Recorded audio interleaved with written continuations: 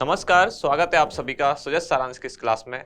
मैं हूं आपके साथ विपिन कुमार शर्मा और इस क्लास में हम पढ़ते हैं राजस्थान का करंट अफेयर्स, जिसका आधार होता है राजस्थान सरकार की सुजस पत्रिका, जो कि राजस्थान सरकार के सूचना एवं जनसंपर्क विभाग द्वारा प्रकाशित की जाती है। तो चलिए शुरुआत करते हैं हेडलाइंस के साथ। सबसे पहली खबर क्या है कि राज्यपाल के अभिभाषण के साथ 15वीं विधानसभा का 8वां सत्र शुरू हुआ। इसमें आपके काम की दो चीजें हैं, क्या कि एक तो अभी कौन सी विधानसभा चल रही है, ये 15वीं विधानसभा है, और इसका अब कौन सा सत्र है, ये बजट सत्र, यानी कि अब 8वां जो सत्र है वो क्या है, बजट सत्र। इसी सत्र में बजट पेश होने वाला है, जिसके लिए पहले तिथि रखी गई थी 8 फरवरी, अब शायद वो 10 फरवरी को बजट पेश हो जाएगा, 8 या 10 को, देखते हैं कब होता है। लेकिन ध्यान रखने वाली बात क्या है, कौन सी विधानसभा अभी जो वर्तमान में संचालित है, ये राजस्थान की 15वीं विधानसभा है, जिसका कार्यकाल कब से कब रहा, ये सारी चीजें आपको याद रखनी है। अगली न्यूज क्या है, मुख्यमंत्री ने एमओयू साइनिंग कार्यक्रम में कहा कि राजस्थान सरकार की बेहतर नीतियों से हर क्षेत्र में व्यापक निवेश। तो आपको जैसा कि पता है, इन्वेस्ट राजस्थान समिट का आयोजन किया गया था। उसके बाद कि उसमें क्या क्या एमओयू हस्ताक्षरित हुए, यानी कि कौन कौन कंपनियां जो राजस्थान में निवेश करने में इंटरेस्टेड हैं, अब वो फाइनल साइन करने के लिए, यानी कि जो उनकी साइनिंग सेरेमनी थी या साइनिंग कार्यक्रम है, वो मुख्यमंत्री द्वारा आयोजित किया गया, जिसमें अभी तक उद्योग, अक्षय ऊर्जा, पर्यटन क्षेत्र में लगभग 1.36 लाख करोड़ की 26 परियोजनाओं के निवेश समझौते हुए हैं और लगभग 17,000 रोजगार के नए अवसर सृजित होंगे। बढ़े आगे अगले पेज पर। यहाँ जो शुरू में हेडलाइन थी उसी का ये विवरण है, यानी डिटेल में जानकारी दी गई है। यहाँ सबसे खास हमारे लिए ये जानकारी है जो कल भी थी, क्या कि भारत सरकार द्वारा हाल ही में जारी आंकड़ों के अनुसार अब 11.04 जीडीपी विकास दर के साथ राजस्थान पूरे देश में दूसरे स्थान पर है। तो आज वो आंकड़ा भी दिया गया है कि राजस्थान की जीडीपी ग्रोथ रेट, यानी कि जो राज्य की जीडीपी विकास दर है, जीएसडीपी जिसको कहते हैं, उसके अनुसार भारत सरकार ने जो आंकड़े जारी किए उनमें राजस्थान पूरे देश में दूसरे स्थान पर है। और कितनी रही यहाँ की जीएसडीपी, वो है 11.04। बढ़ते हैं आगे अगले पेज पर।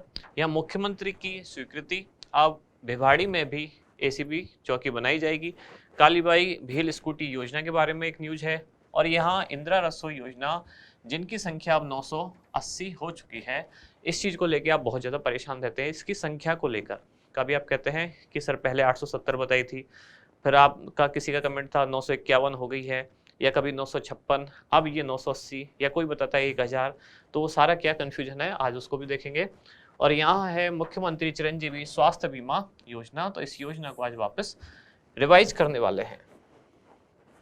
अगले पेज पर उदयपुर में एक फेस्टिवल या एक कार्यक्रम संचालित है, 10 दिवसीय कार्यक्रम, जिसका नाम रखा गया है राजीव का सरस राष्ट्रीय क्राफ्ट मेला। इसके बारे में समझेंगे। और यहाँ जो राज्य सरकार है उसका कहना है कि युवा के हाथ रोजगार, तो अब तक कितने लोगों को कितने रोजगार दिए गए हैं और कितनी भर्तियां हैं जो अभी प्रक्रियाधीन है, ये सारी जानकारी यहाँ दी गई है। इसके बाद हमारा इंडेक्स, यानी कि कुछ खास खबरें जिनको हम डिटेल में पढ़ने वाले हैं। कौन कौन सी है, सबसे पहले तो इंदिरा रसोई योजना, फिर है मुख्यमंत्री चिरंजीवी स्वास्थ्य बीमा योजना, फिर सरस राष्ट्रीय क्राफ्ट मेला, और उसके बाद जैसाण शक्ति महिला क्राफ्ट, जैसाण शक्ति अभियान महिला फर्स्ट क्राफ्ट नहीं सॉरी जैसाण शक्ति अभियान महिला फर्स्ट कार्यक्रम, ये भी आज की न्यूज में था। अब शुरुआत करते हैं सबसे पहले किससे, इंदिरा रसोई योजना। ये योजना क्या है, पहले भी इस तरह की एक योजना संचालित थी, लेकिन अब इसका नाम क्या रखा गया है, इंदिरा रसोई योजना। इस योजना का संकल्प वाक्य क्या है, तो संकल्प वाक्य है कोई भी भूखा नहीं सोए। ये लाइन आपको एज इट इज याद रखनी है, हो सकता है ऐसे ही पूछ लिया जाए 3-4 अलग अलग तरह की लाइन कुछ फ्रेम करके, तो आपको सेंटेंस याद रखना है। इस योजना का ध्येय वाक्य क्या है या संकल्प वाक्य क्या है, कोई भी भूखा नहीं सोए। प्रारंभ कब की गई योजना शुरू की गई थी 20 अगस्त 2020 से। जब शुरू की गई थी उस समय की ये सारे आंकड़े हैं। 20 अगस्त 2020 को प्रदेश के 213 नगर निकायों में और 358 इंदिरा रसोइयों का शुभारंभ किया गया था। मैं फिर कह रहा हूँ, ये आंकड़े कब के हैं, 20 अगस्त 2020 के, जब योजना शुरू की गई थी। तब संख्या कितनी थी, 358। इसके बाद फिर 18 सितंबर को जोधपुर से और शुभारंभ किया गया, 512 और नई इंदिरा रसोइयों का। तो इस तरह से फिर संख्या कितनी हो गई, 358 और इसमें 512 जोड़ दिए जाएं तो ये संख्या कितनी हो जाती है 870। और ये 18 सितंबर 2022 की बात हो रही है, तो 18 सितंबर 2022 को इनकी संख्या कितनी हो गई कुल 870। बजट में भी शायद संख्या यही आई हुई थी। इसके बाद फिर राज्य बजट 2022-23 में मुख्यमंत्री द्वारा घोषणा की गई कि इंदिरा रसोइयों की कुल संख्या बढ़ाकर हमें कितनी करनी है, तो 1000 इंदिरा रसोइयों की संख्या या संचालन इनका किया जाएगा। तो ये सरकार का असल में उद्देश्य ये है। पूछे जा सकने वाली जो चीज है, जो आंकड़ा है, वो ये है कि सरकार का जो लक्ष्य है कितनी इंदिरा रसोइयां खोलने का है, तो वो है 1000। अब जो आप संख्या पढ़ते हैं, कभी 870, कभी 358, कभी 951, कभी 956 और आज 980, ये संख्या लगातार परिवर्तित होती रहेगी, क्योंकि फाइनली सरकार को कहां तक पहुंचना है 1000 तक।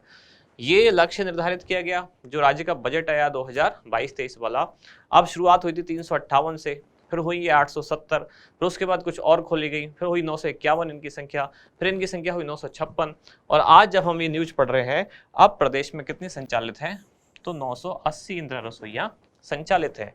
अब चूंकि ये आंकड़ा परिवर्तनशील है, आज पूछा जाता है तो आज हो सकता है संख्या 980 है, 3 दिन बाद पूछा जाता है तो हो सकता है संख्या 985 हो जाए, और जिस दिन एग्जाम हो उस दिन पूछा जाए अगर आज कितनी संचालित है, तो इसलिए ऐसी चीज पूछे जाने की संभावना ना के बराबर है। जो आंकड़ा हर दिन बदल रहा है उसको लेकर आप परेशान ना हो, लेकिन जो फाइनल लक्ष्य है वो फिक्स है। ये पूछा जा सकता है कि जो बजट 2022-23 है उसके अनुसार कितनी इंदिरा रसोइयां खोलने का लक्ष्य निर्धारित किया गया है, तो ये संख्या फिक्स है, 1000 निर्धारित किया गया है।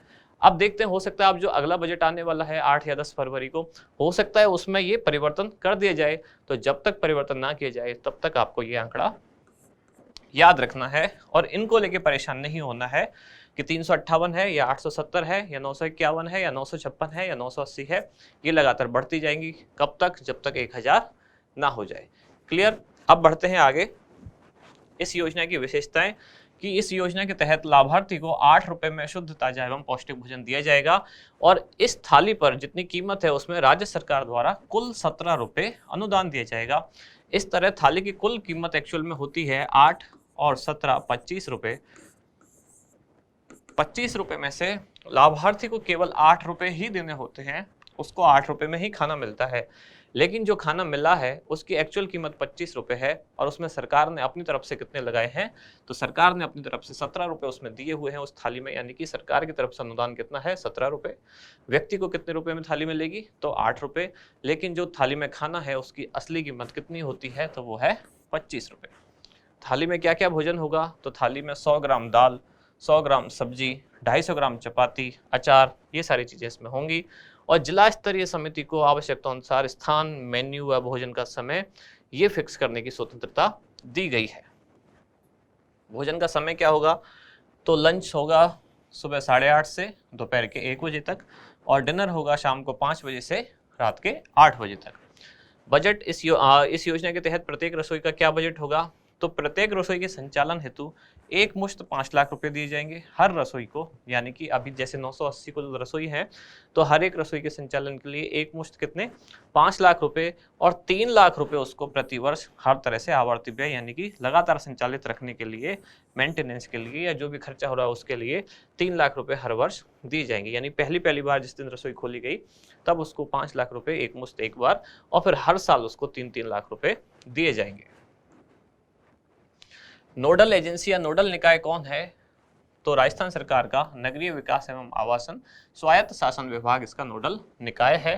संचालन कौन करेगा, तो राज्य और जिला स्तर पर जो गठित की गई प्रबंधन व मॉनिटरिंग समिति है उनके द्वारा इसका संचालन किया गया है, और स्थानीय एजेंडा के माध्यम से भोजन की नियमित समीक्षा की जाएगी कि भोजन कैसा है, लोगों को पसंद आता है या नहीं, वो सारी चीजें। अगली योजना है चिरंजीवी स्वास्थ्य बीमा योजना। इसको लगातार हम पढ़ते हुए आ रहे हैं। राज्य सरकार की जो फ्लैगशिप योजना है उनमें भी सबसे प्रमुख योजना यही है। घोषणा कब की गई थी इसकी, बजट 2021-22 में, और योजना कब से प्रारंभ हुई, 1 मई 2021 से, और इसके तुरंत 1 साल बाद यानी कि 1 मई 2022 को कौन सी योजना लागू की गई, तो ये है चिरंजीवी स्वास्थ्य बीमा योजना। और 1 मई 2022 से जो शुरू की गई वो है चिरंजीवी दुर्घटना बीमा योजना।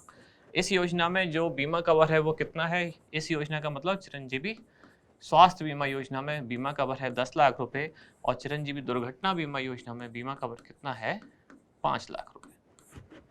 ये इन दोनों में खास अंतर है जिसमें आप कंफ्यूज हो सकते हैं कि ये कब से लागू हुई 1 मई 2021 और इसके एक साल बाद चिरंजीवी दुर्घटना बीमा योजना 1 मई 2022। इस योजना के तहत कितना बीमा कवर दिया जाता है? तो स्वास्थ्य बीमा योजना में बीमा कवर कितना है 10 लाख रुपए, जबकि दुर्घटना बीमा योजना में ये कितना है 5 लाख रुपए। बढ़े आगे, एक और योजना है चिरंजीवी नाम से, उसका नाम है चिरंजीवी जीवन रक्षा योजना, जो कि सड़क दुर्घटना में घायल हुए व्यक्ति को निःशुल्क इलाज दिया जाता है 72 घंटे तक, और जो व्यक्ति घायल को अस्पताल पहुंचाता है उसके लिए भी, यानी कि पहुंचाने वाले व्यक्ति को भी सरकार द्वारा 5,000 रुपये पुरस्कार स्वरूप दिए जाते हैं। वो योजना कहाँ से प्रेरित है? कौन सी? चिरंजीवी जीवन रक्षा। ये तमिलनाडु से प्रेरित है, यानी कि तमिलनाडु राज्य में भी इस तरह की योजना संचालित है। दुर्घटना बीमा योजना में कुल कितने प्रकार की दुर्घटनाएं शामिल हैं? तो इसमें कुल 7 प्रकार की दुर्घटनाएं कवर की गई हैं। और इनमें से पहले किस मामले में, सबसे पहले कौन से मामले में बीमा कवर दिया गया था? क्लेम किस योजना में, किस घटना में दिया गया?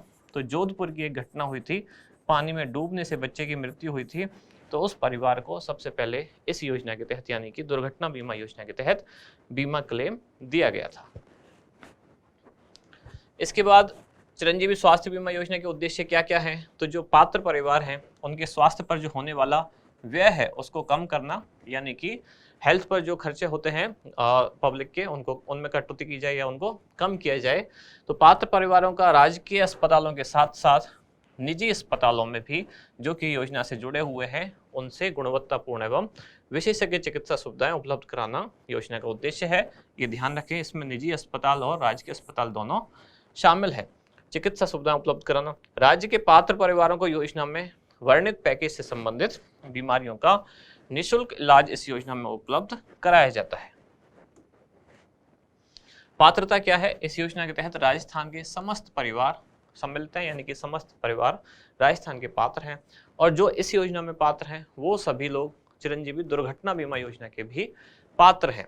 लेकिन चिरंजीवी जीवन रक्षा योजना के लिए ये पात्रता आवश्यक नहीं है, यानी कि देश के किसी भी राज्य का नागरिक चिरंजीवी जीवन रक्षा योजना के तहत राजस्थान में पात्र होगा। उसमें ये खास चीज है जो इन दोनों में नहीं है। इस योजना में 2 श्रेणियां हैं, यानी कुछ को ये योजना एकदम निःशुल्क दी जाती है और कुछ से कुछ शुल्क लिया जाता है। अब निःशुल्क श्रेणी में कौन कौन है? तो कृषक, कौन से? लघु व सीमांत कृषक, संविदा कर्मी कर्मचारी, राष्ट्रीय खाद्य सुरक्षा अधिनियम तथा सामाजिक आर्थिक जनगणना 2011 के पात्र परिवार, निराश्रित एवं असहाय परिवार और कोविड-19 अनुग्रह योजना के लाभार्थी। तो इस तरह से ये 1, 2, 3, 4, 5 कैटेगरी जो हैं जिनको योजना का लाभ पूरी तरह निःशुल्क दिया जाता है। अब शुल्क श्रेणी कौन सी बची? तो जो निःशुल्क में शामिल नहीं है वो सारे अब शुल्क श्रेणी में है, और उनको कितने रुपए देने होते हैं? तो 850 रुपए प्रति परिवार प्रति वर्ष। 2 चीजें ध्यान रखनी है इसमें, एक तो ये 850 प्रति वर्ष है, प्रति माह नहीं है, और ये प्रति व्यक्ति नहीं, प्रति परिवार है। कितने? 850 रुपए। और ये जो 850 रुपए है, ये भी जो मूल प्रीमियम राशि है उसका केवल 50% ही है, यानी कि प्रीमियम की किस्त जो है वो कितनी है? तो 850 का डबल करेंगे तो कितना होता है? 1700 रुपये। तो बाकी के 850 कौन देता है? वो राज्य सरकार द्वारा वहन किया जाता है। नोडल एजेंसी कौन है? तो चिकित्सा एवं स्वास्थ्य विभाग राजस्थान सरकार का इसकी नोडल एजेंसी है। इसके बाद कुछ अभी तक की खास चीज, यानी कि लेटेस्ट अपडेट क्या क्या है? तो अभी तक राज्य के इसमें 834 सरकारी और 899 निजी अस्पताल योजना से जुड़े हुए हैं। खास बात यह है कि सरकारी से ज्यादा इसमें प्राइवेट अस्पताल अभी तक जुड़े हुए हैं। 834 कितने हैं गवर्नमेंट वाले और 899 प्राइवेट वाले। अस्पताल में भर्ती होने के, ये सारे सेंटेंस पूछे जा सकते हैं आपसे। अस्पताल में भर्ती होने के 5 दिन पहले और डिस्चार्ज होने के 15 दिन बाद तक का खर्चा इस योजना में शामिल है। वर्ष 2022-23 में इलाज के लिए उपलब्ध पैकेज की संख्या बढ़ाकर कितनी कर दी गई? 1633। तो ये आंकड़े हम आज पढ़ रहे हैं, हो सकता है कुछ दिन बाद ये बढ़ भी जाए। अभी नया बजट भी आने वाला है, उसमें पूरी संभावना है कुछ और नए पैकेज जोड़ दिए जाएं। तो बजट आने से पहले तक कितने हैं आंकड़े इसके? तो 1633। इनमें 3297 प्रोसीजर्स भी शामिल हैं। गौरतलब है कि 90% लोगों को स्वास्थ्य बीमा कवर प्रदान कर राजस्थान जो है देश में सबसे आगे है, क्योंकि देश का कुल जो प्रतिशत है वो 41% ही है जिनको अभी तक बीमा कवर प्राप्त है। अगला फिर एक छोटा सा कार्यक्रम जो उदयपुर में संचालित है, जिसका नाम क्या है, सरस राष्ट्रीय क्राफ्ट मेला। कहाँ, तो उदयपुर में संचालित है। और किसके द्वारा, राजीव का यानी कि राजस्थान ग्रामीण आजीविका विकास परिषद द्वारा ये संचालित है। विवरण क्या है, महिला सशक्तिकरण से संबंधित प्रोग्राम है। इसकी थीम पर अभी विभिन्न राज्यों से जो आए शिल्पकार हैं या जो आर्टिस्ट हैं, उनके उत्पादों को पधारो सा नाम से एक फैशन शो देकर उसमें प्रदर्शित किया गया। इस राष्ट्रीय क्राफ्ट मेले में 13 राज्यों सहित राजस्थान के सभी जिलों की कुल 120 स्टॉल्स लगाई गई हैं। राजस्थान के सभी जिले इसमें शामिल हुए।